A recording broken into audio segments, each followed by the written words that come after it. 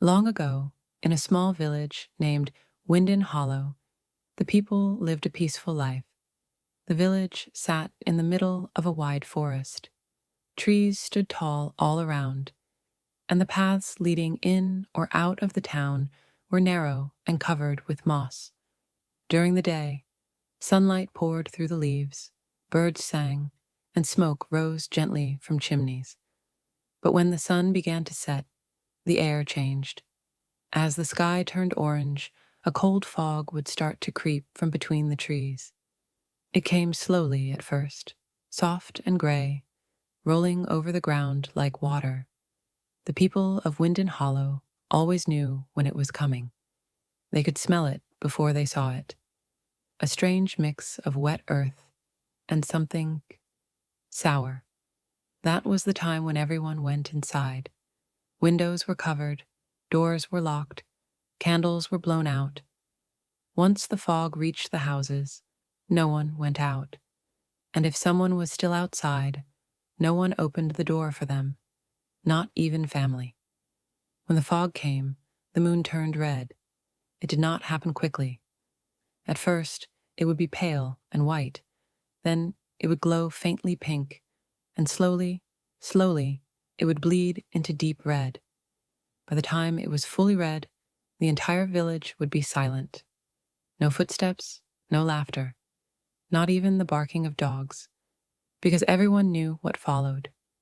From somewhere deep in the forest, a bell would ring, a slow, heavy sound that echoed across the valley. Gong, just once. Every time that bell rang, the people of Winden Hollow froze.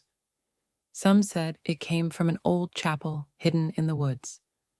Others said it was not a chapel at all, but a tower built long ago by people who disappeared. No one knew for sure, because no one who went to find it ever came back.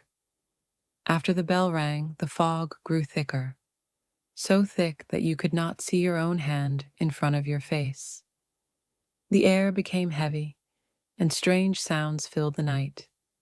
Sometimes it was whispering, sometimes footsteps, and sometimes laughter. The old people said witches walked with the fog. They were not the kind you see in stories with broomsticks or hats.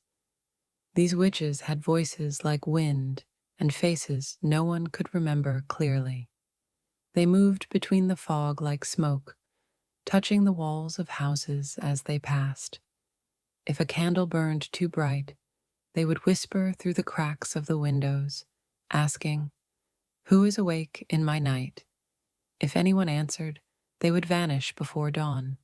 Sometimes people heard other things too. Heavy steps on rooftops, claws scratching against the walls, soft knocking on doors. The villagers never opened. They just stayed quiet and waited for the fog to pass. By morning, the fog would be gone. The red moon would fade, and the sun would rise again as if nothing had happened. But sometimes a person would be missing, someone who had been walking home too late, or someone who thought it was safe to peek outside. No one spoke of those who vanished.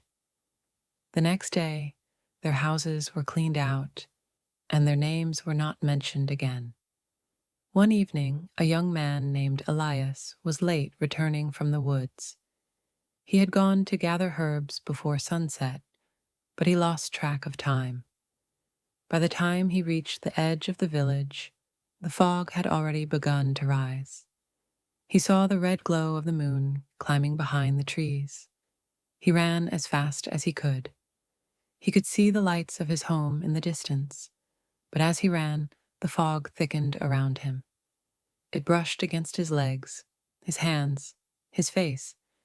He shouted for his mother to open the door, but she did not. No one did. He banged on doors, but every house stayed dark and silent. Then he heard it. Gong, the bell. Elias froze. He could not see where he was anymore. The fog was too thick. He turned in circles, calling out, but his voice sounded strange, as if it came from far away. Then came the whispers, At first they were faint, just soft sighs in the air, but they grew louder, closer. They said his name. Elias. You are late, Elias. He began to run again, but the ground felt soft and uneven. He stumbled. His lantern fell, and the light went out. In the dim red glow of the moon, he saw shapes moving through the fog. Tall, thin shapes, with faces that faded in and out, like smoke. They moved slowly, whispering to one another, their long fingers brushing the ground. One of them stopped and turned toward him. Its eyes were dark holes. It lifted a hand and pointed. And then everything went silent. By morning, when the fog cleared, the villagers found Elias's basket of herbs by the well, but no sign of him.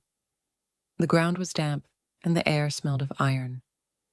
His mother placed a candle by the window and never spoke of it again. Years passed, and still the fog came after sunset. The red moon still rose. The bell still rang.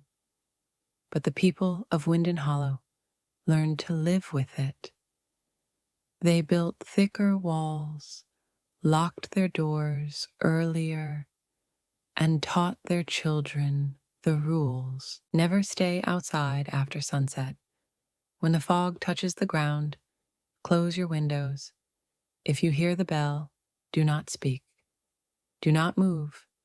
And above all, never open the door for anyone. Because sometimes, in the middle of the night, a voice might call your name. It might sound like your brother, or your friend, or your mother. But the people of Winden Hollow knew better. Voices could lie in the fog.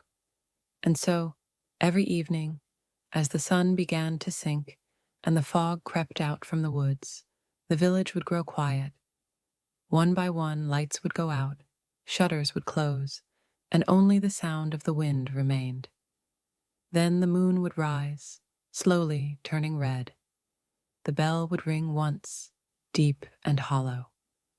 Gong, and Winden Hollow would fall completely silent. Not a sound, not a whisper, only the fog moving through the streets, brushing against the doors, listening. Some say the fog still comes to this day. The moon still turns red, and the bell still rings.